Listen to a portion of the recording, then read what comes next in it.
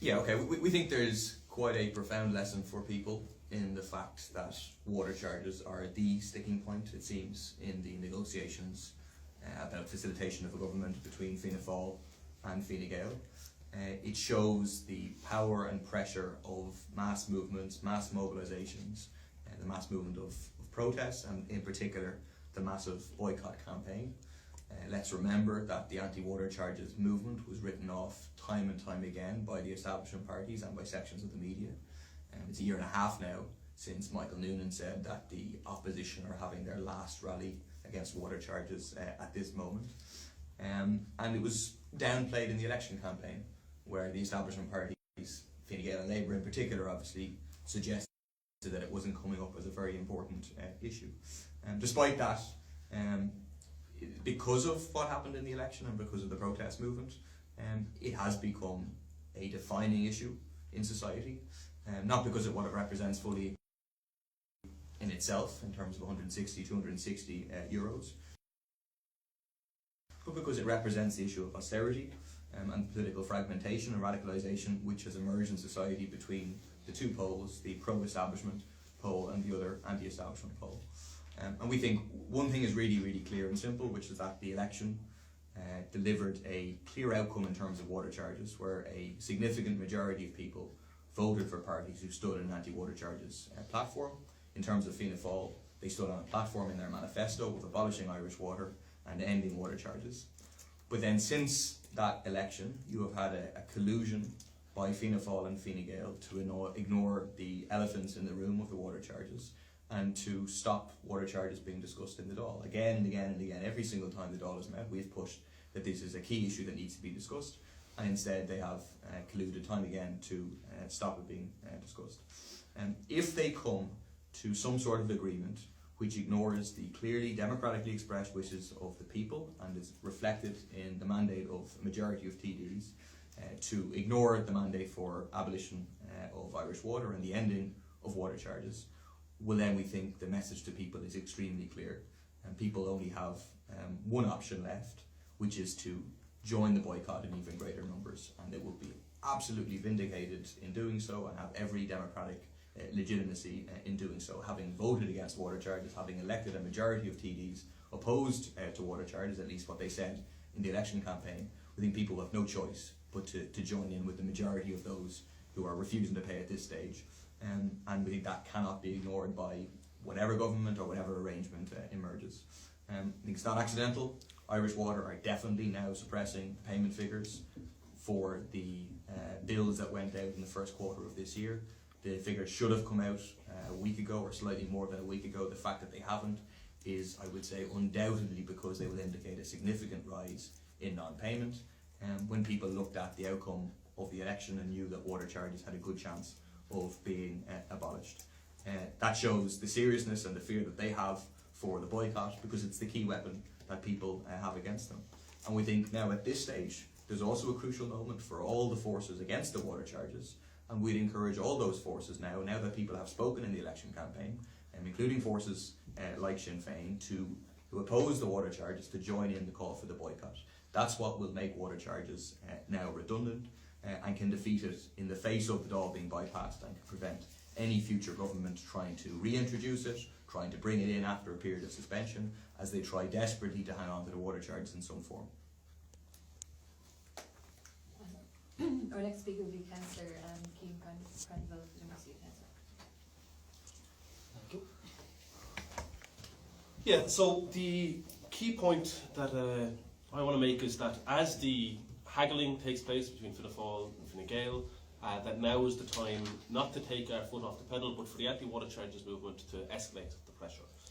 It is because of the boycott and the protests that have taken place that water charges and Irish water are on the agenda. They wouldn't be on the agenda if hundreds of thousands of people hadn't protested, if even greater numbers of that hadn't boycotted the bills. It's that movement that has put it onto the agenda, but we can't now take our foot off the pedal and leave it in the hands of Fianna Fáil and Fine Gael to decide the fate of water charges and Irish water.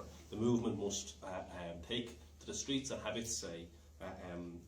Now, Irish water is on the ropes, but it is the people power movement that must deliver the knockout blow.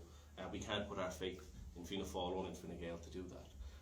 So the tasks now for all of those who are opposed to water charges is twofold. We must, one, build the boycott, and secondly, push for a national demonstration to be called.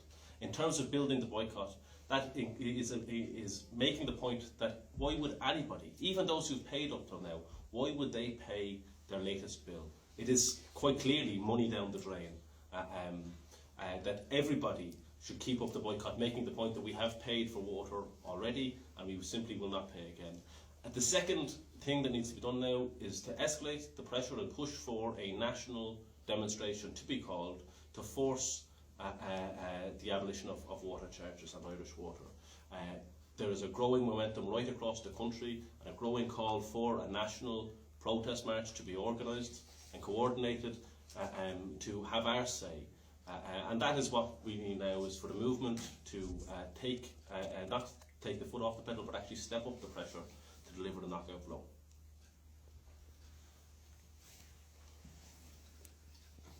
Our last speaker is Mick Barry-Cheedy from Cork North Central.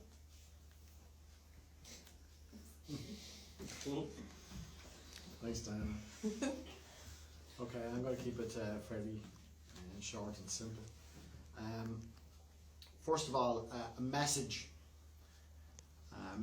for the Fianna Fáil TDs and a message for the independent TDs who are have an eye to being part of the next government. You're looking at more than 50 TDs there that we're sending this message to.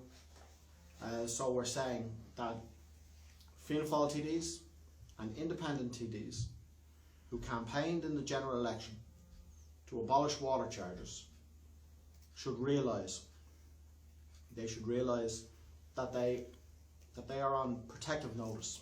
They're on protective notice from the electorate. If they sell out on their election promises and accept a deal which includes water charges now or in the future, they will face their own Tesco ad moment in the next election. The fate of the Labour Party should serve as a warning to them. That's a message we want to send out loud and clear here today. The other point that I'd make is there is a tradition in some European countries. It's particularly strong in France. I think it is a good tradition. And it's a tradition that mass movements can make and break governments.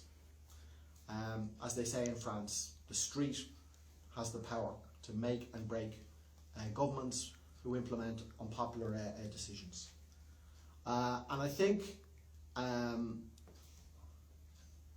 the idea that that tradition might take root in this country, in this republic, is something that we would be strongly supportive of, but we think it's an idea that hovers over these talks and is making both of the establishment parties actually quite nervous.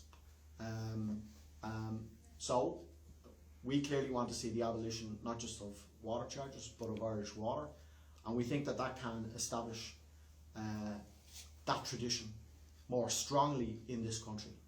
And it would be important that with a weak government, Fianna Fáil and Fine Gael clocking less than 50% of the votes, that tradition take root and can have its effect on other issues.